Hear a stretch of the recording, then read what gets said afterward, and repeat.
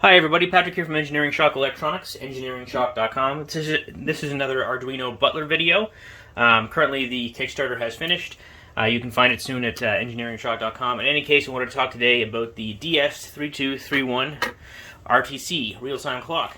Now you need a battery. These don't ship with batteries. You need to find a CR2025 battery. You can buy usually 3 packs from any dollar store for about $1.25.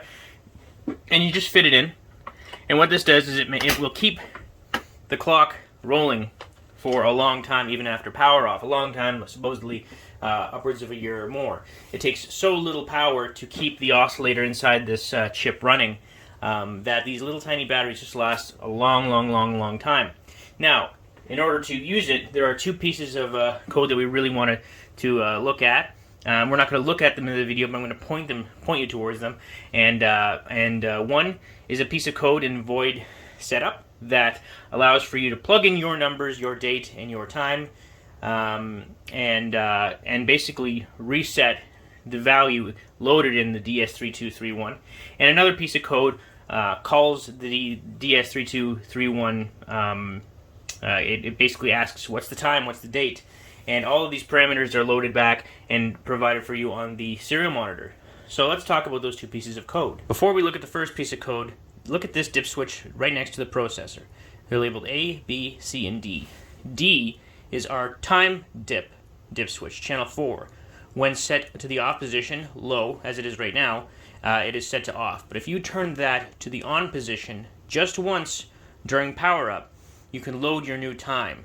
And now let's look at the code just so that we understand. Just remember, D is your time dip channel. So dip channel 4 / dip channel D on the far right. Right now it's set to off. So what I'll do is I'll take a screwdriver and I will set that to on. Now once you've powered up once, remove power after the unit introduces itself as the Butler, and turn this to off again. Now this will make more sense in just a second. This is how we change our time, this highlighted piece of code right here. So it's actually fully commented. It gives you all the instructions you need. But first it checks to see if the real-time clock exists, as long as, you know, is it sitting there? And it should be every time. If it's not, it will print to the serial monitor, can't find RTC. But otherwise, it'll go and it will check the time dip switch. And if it's set to on or high, then it will adjust the time in the memory of the DS3231. So you see here there are a bunch of numbers, and they're all outlined as to what they are on the right. So 2021 is the year. 03 was the month that I last programmed this. So the 3rd month is March 19th, 2 in the afternoon, 55 minutes, 0 seconds. So you'd update that according to the code that's highlighted on the right. I realize now I actually really need to update that, but the code itself is fine. I need to update what's it called? The text, the comments on the right. So month 1 is January, month 2 is February, etc. And anyway, so let's look at the second piece of code. So when you load it with the new software, so let's say we make the change. I'm going to say 2021. It's currently the 5th month. And it is the 4th, I think. No, it's the 5th.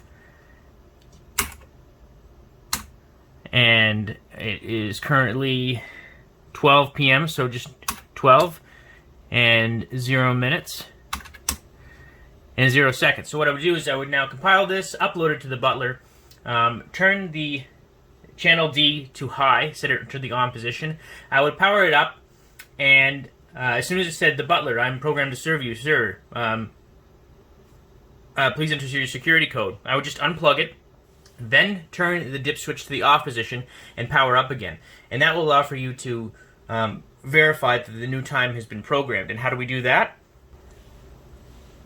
Go down to the directory. Command 15, 16, or 17, date speak, or time speak can be used to verify that your time has been properly loaded. I suggest, for the sake of simplicity, it doesn't require audio, so you don't need to have speakers plugged in. Just use date. Or if you're using the onboard keypad to select your commands, for more on that, check out the Getting Started video. Enter command 15 using the onboard keyboard, and that will print the date to the serial monitor. And that's everything. So if you need to open the serial monitor, of course, go to the Tools menu at the top, and just open. There's the Open Serial Monitor command. Plug in your Butler. All the stuff should read out on there. Just press date, type in date, or Command 15 with the onboard keyboard, and it should print out your new date. Now, if you keep the dip switch D always on, then every time you power up, it's going to reprogram that new date in. And unless you're updating it every time you program it, there's no point in doing that. Just program it once, turn it on, it'll execute the piece of code, then power down, turn the dip switch to the off position, and the only time you'll ever need to worry about the time dip switch is, again, if you need to reprogram the code when the battery dies. And hopefully that doesn't happen for a very long time. So I just wanted to give you a quick heads up on how to easily program your real-time clock using the existing code, and check it out. So I hope you enjoyed the video. If you haven't already, check out the project page, which is linked below in this video. Take care, everyone, and thanks again for checking this video out.